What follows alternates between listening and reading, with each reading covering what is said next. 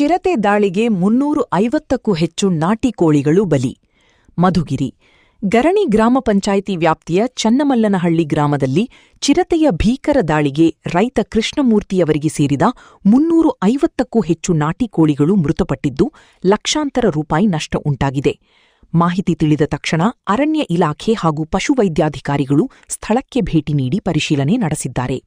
ರೈತ ಕೃಷ್ಣಮೂರ್ತಿ ಅವರಿಗೆ ಸರ್ಕಾರದಿಂದ ತಕ್ಷಣ ಸೂಕ್ತ ಪರಿಹಾರ ನೀಡಬೇಕು ಹಾಗೂ ಗ್ರಾಮದಲ್ಲಿ ನಿರಂತರವಾಗಿ ಓಡಾಡುತ್ತಿರುವ ಚಿರತೆಯನ್ನು ಸೆರೆಹಿಡಿದು ಸಾರ್ವಜನಿಕರ ಜೀವ ಮತ್ತು ಆಸ್ತಿಪಾಸ್ತಿಗೆ ರಕ್ಷಣೆ ಒದಗಿಸಬೇಕು ಎಂದು ಗ್ರಾಮಸ್ಥರು ಆಗ್ರಹಿಸಿದ್ದಾರೆ.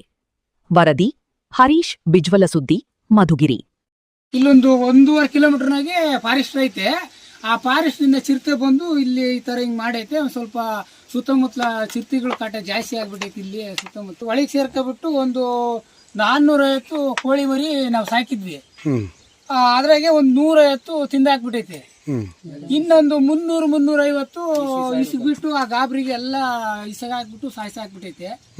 ನಾನು ಆ ಪಕ್ಕೆಲೆ ಅಲ್ಲಿ 4-5 ಗಂಟೆ ಟೈಮಿಗೆ ಈಸಿಗೆ ಬಂದಾಗ ಫುಲ್ಲು ಓಡಾಡ್ಕೊಂಡು ಎಲ್ಲ ಇದು ಮಾಡ್ತಾ ಇತ್ತು. ಅವಾಗ ನಾನು ಕಂಡ್ಕೊಂಡು ಇವರು ಮಾಲೀಕರು ಕೃಷ್ಣಮೂರ್ತಿ ಅಂತ ಇದ್ರು, ಅವರಿಗೆ ಬಂದು ವಿಷಯ ತಿಳಿಸಿ ಮನೆಗೆ ಒಳಗೆ ಬಾಗಿಲು ತಕ್ಕೊಂಡು ಈಸಿಗೆ ಬರೋವಾಗ ಇವೆಲ್ಲ ಈ ಥರ ಹಿಂಗೆ ಆಗ್ಬಿಟ್ಟೈತಿ. 1-2 ಗಂಟೆ ನೀರೇ ತಗೋದು ಕಂಡ್ಕೊಂಡು ಅಂತೇಳಿ ಅವಾಗ